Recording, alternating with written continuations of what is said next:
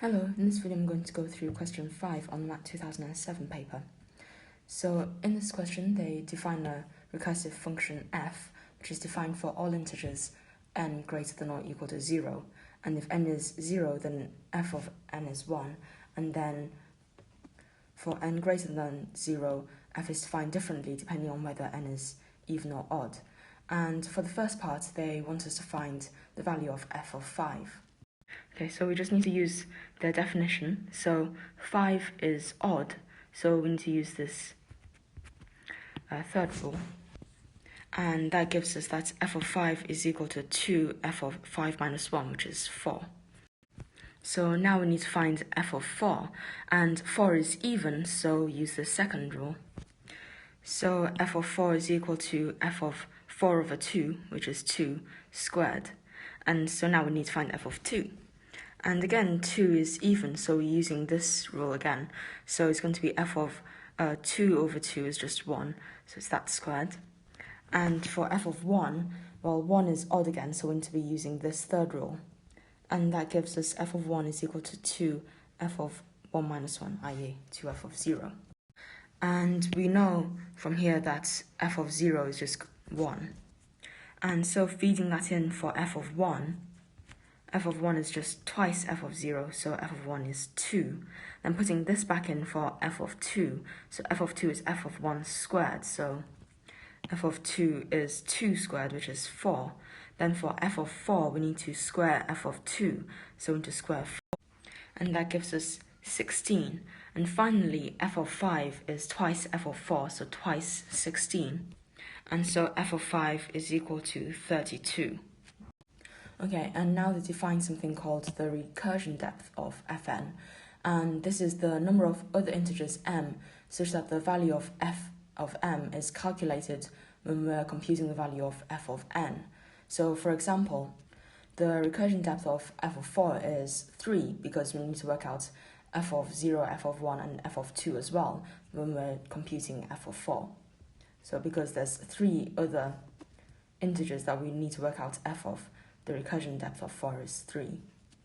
And they ask for the recursion depth of f of 5, which is what we just calculated in the last part.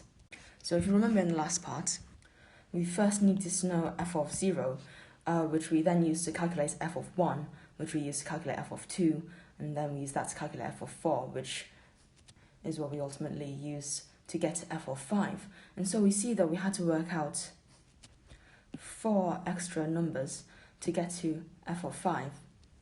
And so the recursion depth of f of 5 is 4. Okay, and now they define another recursive function, g, which is again defined for all integers n greater than or equal to 0. And g is 0 if n is 0. And again, g is defined differently depending on whether n is even or odd. And for part 3, they want us to find g of 5. So again, we just need to use their definition. So 5 is odd, so use this third rule. So g of 5 is just going to be 1 plus g of 5 minus 1, which is 4. And so now we need to replace the g of 4. And 4 is even, so we're using this second rule.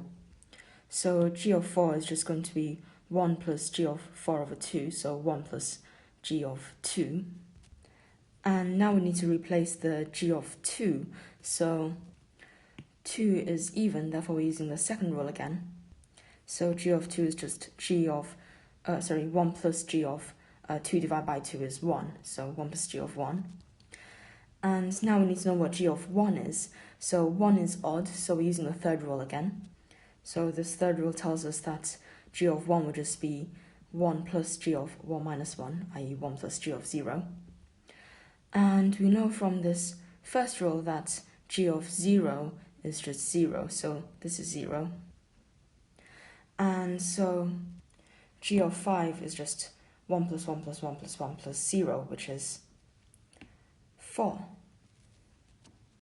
Okay, and for part 4, they want to know what is g of 2 to the power of k, where k greater than or equal to 0 is an integer. So here's our definition of g.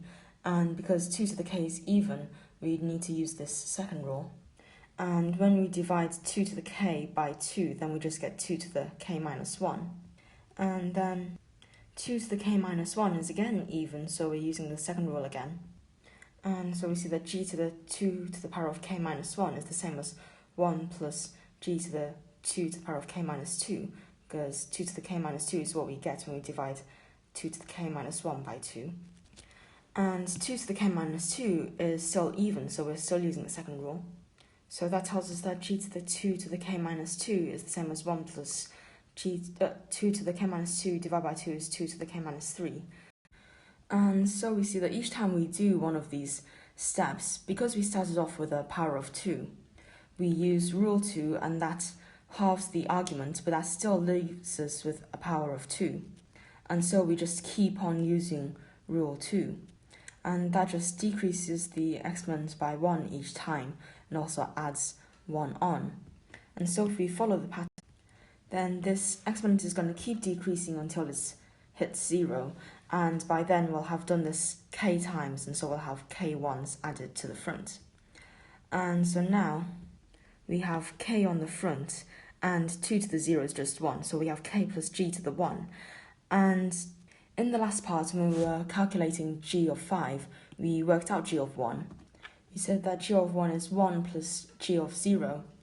And because g of 0 is just equal to 0, then g of 1 is 1.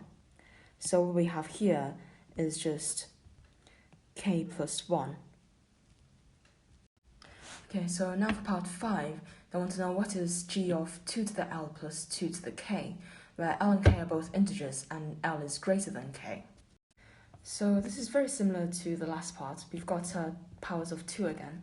So again, we're going to be using rule 2 many times. So if we used the second rule on g of 2 to the l plus 2 to the k, so when we halve 2 to the l plus 2 to the k, we're going to decrease both of the exponents by 1. And again, we'd use the second rule again on this one. And when we halve 2 to the l minus 1 plus 2 to the k minus 1, we're going to get 2 to the l minus 2 plus 2 to the k minus 2. So similar to last time, we're going to be decreasing the exponents by 1 each time and adding 1 on each time.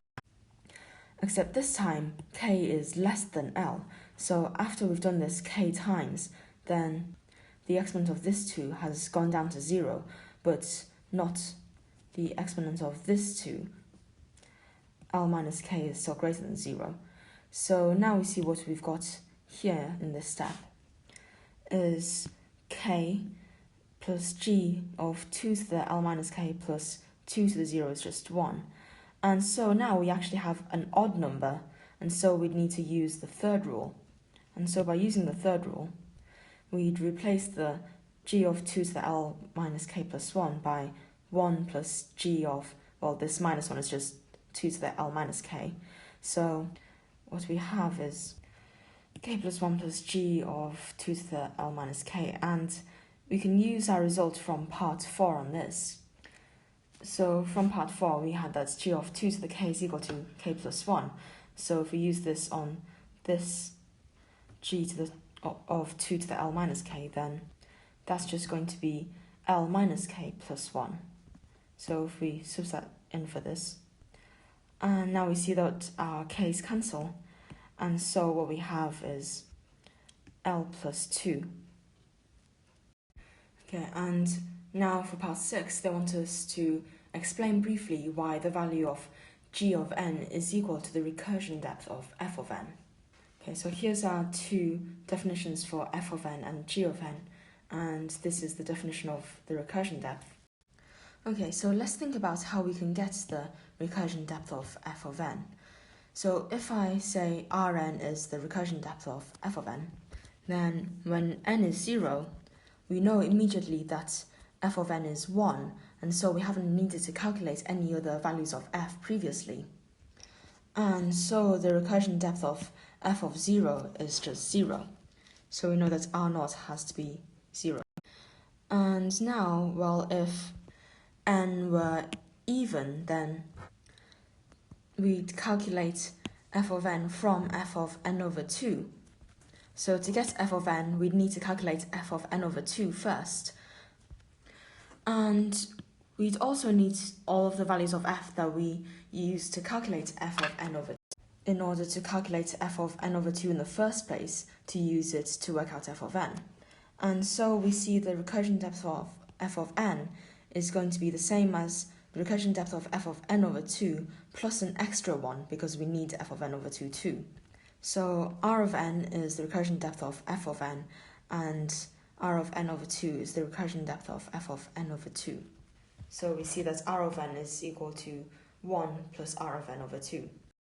And if n were odd, then we'd calculate f of n from f of n minus 1. So to compute f of n, we'd need to know what f of n minus 1 was. But also to calculate what f of n minus 1 was, we'd need to have calculated all of the previous values of f that we needed to find f of n minus 1 too.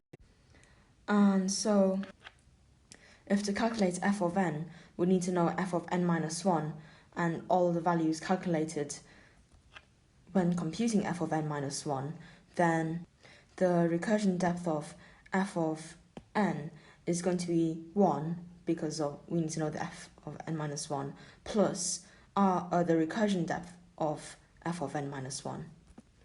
So Rn is equal to 1 plus r of n minus 1. And okay, so now if we just write out what r of n is, then we see that this is the recursion depth of f of n, it's given by this function. And if we compare to g of n, well, we see that they are exactly the same. And so we have that g of n is equal to the recursion depth of f of n.